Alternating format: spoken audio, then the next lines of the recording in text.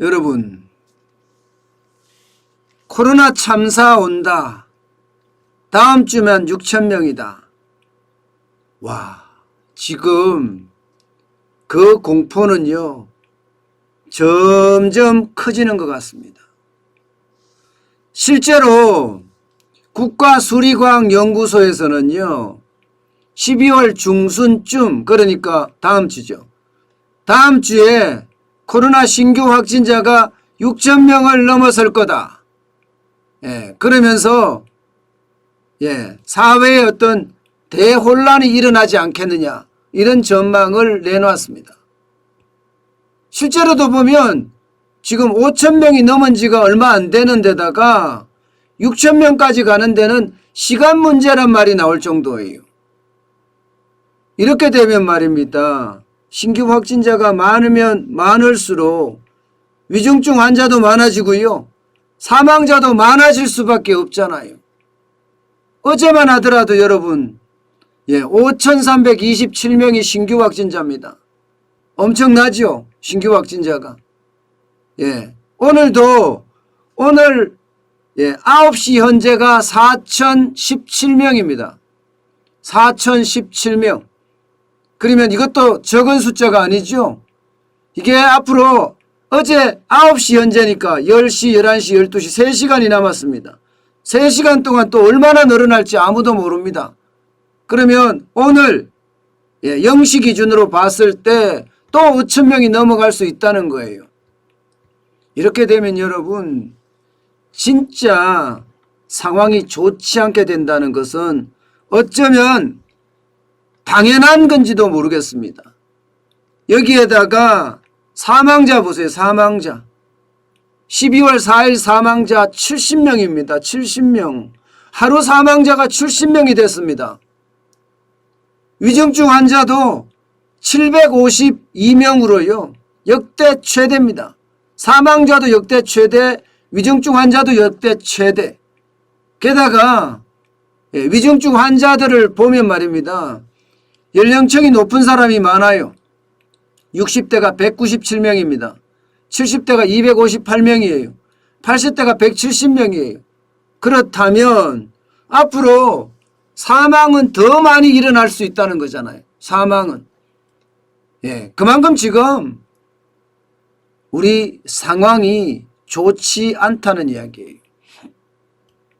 사실 지금 현재가 이미 코로나 참사라고 이야기할 수 있습니다. 지난 11월 27일 날 56명이었잖아요. 그리고 12월 2일 날 47명의 사망자가 있었습니다. 어제는 70명의 사망자가 있었어요. 말이 70명이지 여러분. 70명을 1번부터 70번까지 이렇게 줄을 세운다고 생각을 해보세요. 저 끝입니다. 이 정도면 벌써 여러분 코로나 참사라고 이야기할 수 있을 정도입니다. 문제는 여러분 지금 여기에서 그치지 않습니다. 앞으로 더 심각해질 거라는 게 지금 전문가들의 어떤 판단이에요. 왜냐하면 말입니다, 이게 감염 재생산 지수 때문입니다. 지금 현재 대한민국에도 1을 넘어서고 있거든요. 1.07, 1.08 이렇게 기록하고 있습니다. 더더욱 심각한 것은요, 오미크론이에요. 오미크론은 감염 재생산 지수가 여러분 놀라지 마세요. 2.33배입니다. 지금 남아공의 수도권에 있는 하우탱주에서 실제 감염 재생산 지수가 2.33을 기록하고 있습니다. 이 말은 오늘 100명이라면 내일 233명이 된다는 뜻이에요. 오늘 1000명이라면 내일 2330명이 된다는 뜻입니다. 감염 재생산 지수가 1인 것도 겁나는데 1인 것도 오늘 100명 내일 100명이잖아요. 우리는 지금 1.07이라고 하잖아요. 오늘 100명이면 내일 107명이란 뜻이에요. 그렇기 때문에 앞으로 더 지금 심각한 상황이 올 수밖에 없다는 이야기입니다. 특히 오미크론이 지금 인천에서는 이미 집단 발병이 시작이 됐고요. 지금의 주요 변이라고 이야기할 수 있는 델타 변이 이거보다가 말입니다. 감염 속도가 적어도 3배, 많게는 6배 정도 빠르다고 합니다. 그러면 굉장히 빠른 속도로 번질 가능성이 굉장히 커요. 이렇게 되면 말입니다. 가천대 정재훈 교수가 이야기했던 것처럼 여름에 가면 내년 여름에 가면 2만 5천 명까지 갈 수 있다는 말을 아마 수정해야 될지도 모르겠어요. 그만큼 빠른 속도로 지금 위중증 환자들이 나오고 있기 때문입니다. 게다가 말입니다. 이게 국민 생명에 대한 참사도 지금 일어나고 있지만 경제 현장에도 지금 굉장히 안타까운 현상으로 지금 번지고 있습니다. 여러분도 알다시피 사적 모임 제한했잖아요. 10인에서 6인으로요. 게다가 방역 패스 적용을 강하게 했습니다. 미접종자 최대 4인에서 이제는 미접종자는 1인만 허용되는 그런 상황으로 바뀌었거든요. 이렇게 되면 결국 말입니다. 거리두기 4단계까지는 아니지만 4단계에 준하는 정도로 가고 있다는 이야기입니다. 이것은요, 결국 현장 경제에 타격을 줄 거예요. 두 가지가 동시에 줄 겁니다. 오미크론이 확산되고 신규 확진자가 폭증하는 것, 이것 때문에 공포감을 느껴서 밀폐된 공간에 가지 않는다는 것, 이게 경제에 참사를 줄 거고요.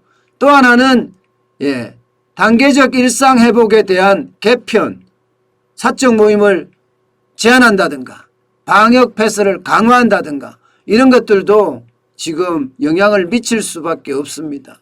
이렇게 되면 바삭경제도요, 연말 모임 완전히 날아갔다고 이야기할 수 있습니다. 연말 모임.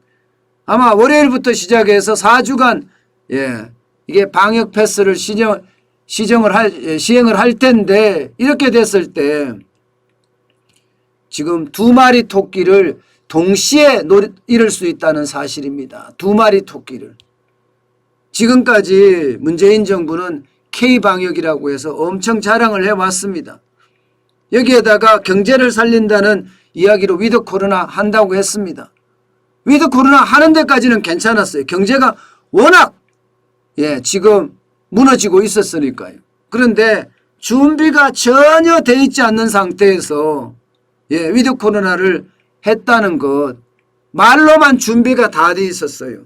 10,000명까지도 수용할 수 있다고 이야기를 했지만 정작 5,000명 정도의 신규 확진자가 났는데도 병상 대란에 의료체계 붕괴라는 이야기까지도 지금 나올 정도로 심각하거든요. 문제는 지금 여기서 끝나지 않는다는 거예요. 앞으로 오미크론이 더 발생을 하게 되면 이게 전국 방방곡곡으로 속속 스며들 겁니다. 이렇게 됐을 때 여러분, 과연 방역도 못 잡고 경제도 못 잡고 2마리 토끼 다 놓치지 않을까요? 저는 그렇게 보입니다. 애초에 말입니다.